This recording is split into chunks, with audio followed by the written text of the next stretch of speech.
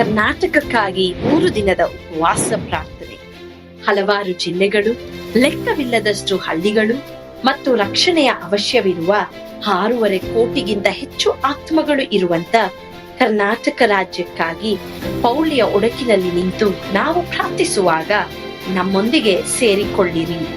31 ಜಿಲ್ಲೆಗಳು, 224 ಕ್ಷೇತ್ರಗಳು ಒಳಗೊಂಡಂತ ಕರ್ನಾಟಕ ಕಲಾಚಾರ, ಪಾರಂಪರ್ಯ ಮತ್ತು ಅವಕಾಶಗಳು ಇರುವಂತ ನೆಲ.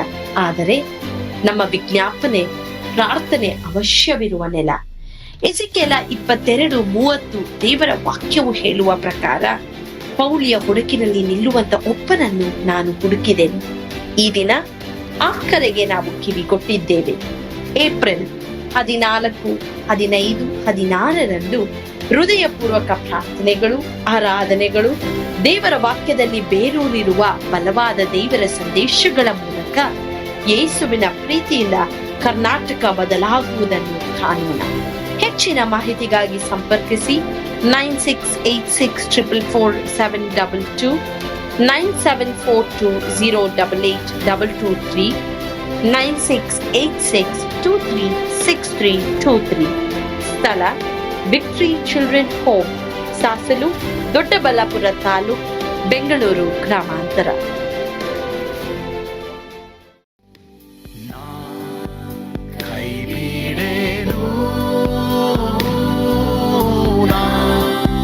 ಕೈಬಿಡೇನು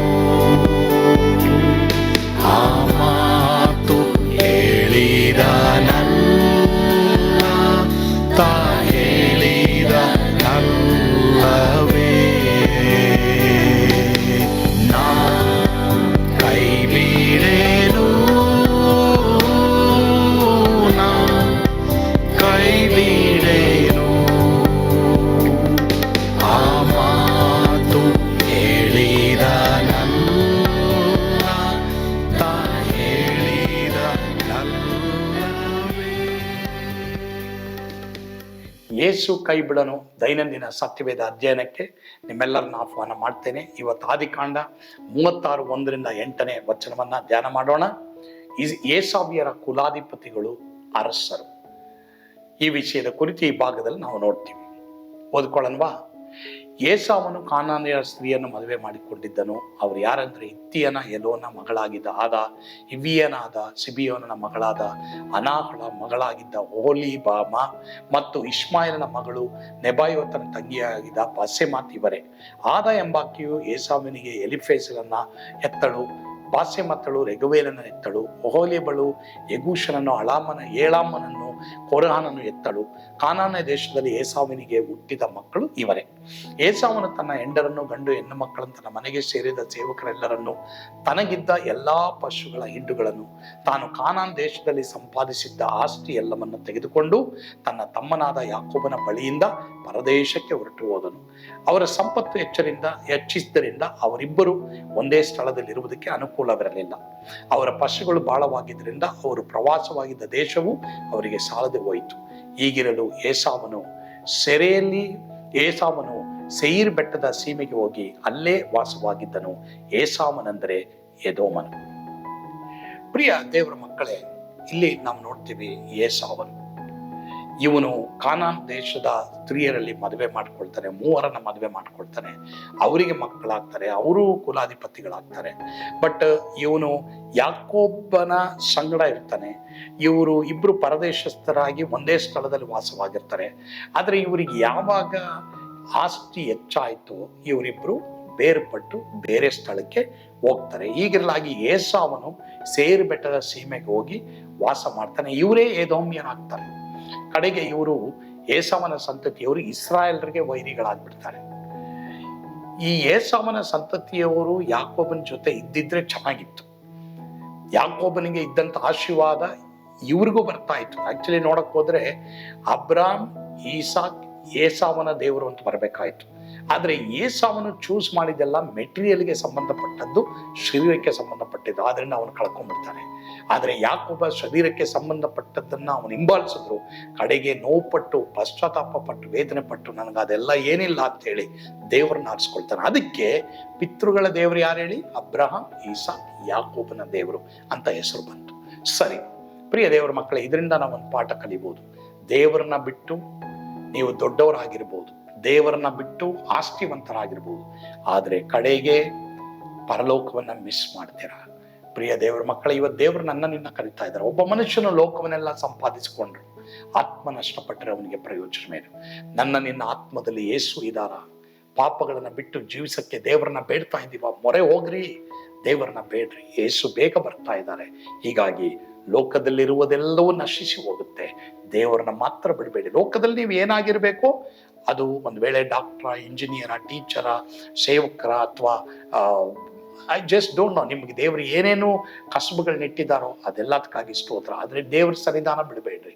ದೇವರಿಲ್ಲದೆ ಅದೆಲ್ಲ ವೇಸ್ಟ್ ಆಗುತ್ತೆ ಪ್ರಿಯರೇ. ಆದ್ರಿಂದ ನನಗಂತೂ ಬದುಕುವುದೆಂದ್ರೆ ಕ್ರಿಸ್ತನೇ, ಸಾಯುವುದೆಂದ್ರೆ ಲಾಭವು ಎಂಬುದಾಗಿ ಆ ಒಂದು ಗುರಿಯನ್ನ ಮಾತ್ರ ನಿಮ್ಮ ಜೀವಮಾನದಲ್ಲಿ ಇಟ್ಕೊಳ್ಳಿ. ಅದೇ ರೀತಿ ನೀವು ನಡೆಯವರಾಗಿರಿ. ಕರ್ತ ನಿಮ್ಮನ್ನ ಆಶೀರ್ವಾದ ಮಾಡ್ತಾರೆ. ಆಮೇಲೆ ಪ್ರಾರ್ಥಿಸೋಣವಾ. ನಮ್ಮನ್ನು ಬಾಳವಾಗಿ ಪ್ರೀತಿ ಮಾಡಿದಂತ ನಮ್ಮ ಸ್ವರ್ಗೀಯ ತಂದೆ ಆದ ದೇವರೇ, ನಿಮ್ಮ ಸ್ತೋತ್ರ. ನಿನ್ನ ವಾಕ್ಯಗಳ ಮೂಲಕ ನಮ್ಮೊಂದಿಗೆ ಮಾತನಾಡಿದೀಯಾ.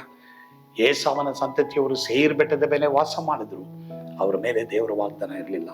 ಅಪ್ಪ ತಂದೆ ಆದರೆ ನಾವು ಗುಡಿಸಿನಲ್ಲಿದ್ರು, ನಮಗೆ ನಿನ್ನ ವಾಗ್ದಾನ ಇರಬೇಕಪ್ಪ ದೇವರೇ. ಯಾವ ಮಕ್ಕಳು, ಯಾವ ಕುಟುಂಬದವರು ದೇವರನ್ನ ಬಿಟ್ಟು ಜೀವಿಸಬಾರ್ದಪ್ಪ. ಎಲ್ಲರೂ ದೇವರನ್ನ ಹಿಡಿಯುವ ಹಾಗೆ ನೀವು ಕೃಪೆ ಕೊಡಪ್ಪ. ನಿನ್ನ ಸಾನ್ನಿಧ್ಯವೇ ನನಗೆ ಬೇಕೆಂಬುದಾಗಿ ನಿನ್ನ ಹಿಂಬಾಲಿಸುವ ಕೃಪೆ ಕೊಡು.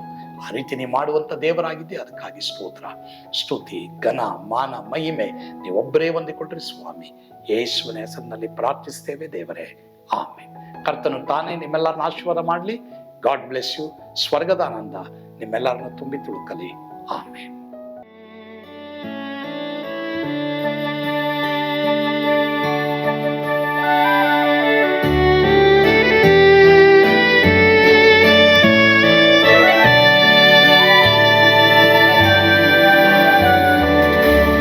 ಎಂಥ ಅದ್ಭುತವಾದ ದಿನ, ನಾನೆಂದಿಗೂ ಮರೆಯೇನು. ಪಾಪಂಧಕಾರದೊಳ್ ಅಲೆದೇನ, ರಕ್ಷಕನ ಕಂಡೇನು. ಕೋಮಲ ಕರುಣೆಯುಳ್ಳ ಯೇಸು ಎನ್ ಕೊರತೆ ನೀಗಿದ. ಕತ್ತಲೆ ಹೋಯಿತು, ಜ್ಯೋತಿಯು ಮೂಡಿತು, ನಾನೀಗ ಧನ್ಯನಾದೆ.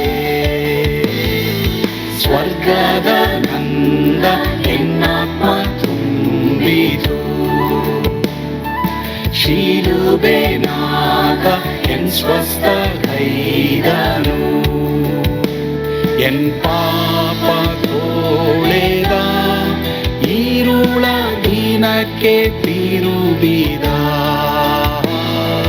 ಸ್ವರ್ಗದ ನಂದ ಎನ್ನಾತ್ಮ ತುಂಬಿತು.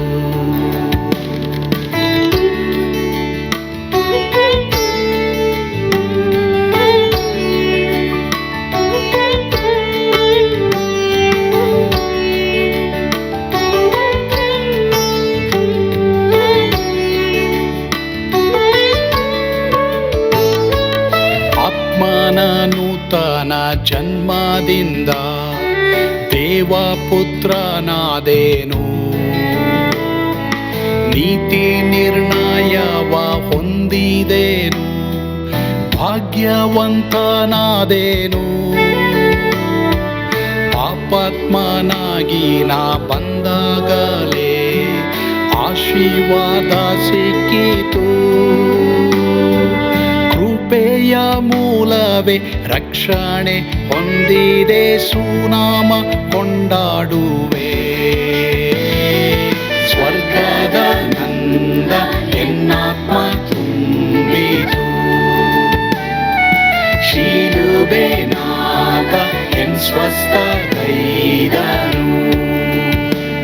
ಎನ್ ಪಾಪ ತೋಳೆದ, ಈರುಳ ದಿನಕ್ಕೆ ತಿರುಗಿದ. ಸ್ವರ್ಗದ ನಂದ ಎನ್ನಾತ್ಮ ತುಂಬಿತು.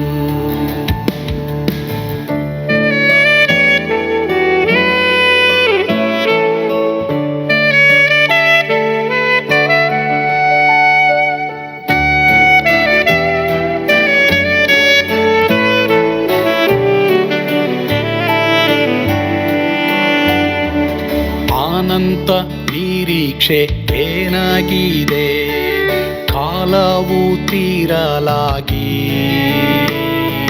ಸ್ವರ್ಗದ ಭವ್ಯ ಬಿಡಾರದಲ್ಲಿ ನಿತ್ಯವಾಗಿ ಇರುವೆ. ಶಿಲುಬೆ ನನಗೆ ಆಶ್ರಯವೇ, ನಂಬಿಕೆಗಾಧಾರವೇ. ನಿತ್ಯ ಐಶ್ವರ್ಯವ ದಿವ್ಯಾಶೀರ್ವಾದವ ಕರ್ತ ಇವನೇ ನಗೆ. ಸ್ವರ್ಗದ ನಂದ ಎನ್ನಾತ್ಮ ತುಂಬಿತು, ಶಿಲುಬೆ ನಾದ ಎನ್ ಸ್ವಸ್ಥ ಗೈದನು. ಎನ್ ಪಾಪ ತೋಳೆದ, ಈರುಳ ದಿನಕ್ಕೆ ತಿರುಗಿದ,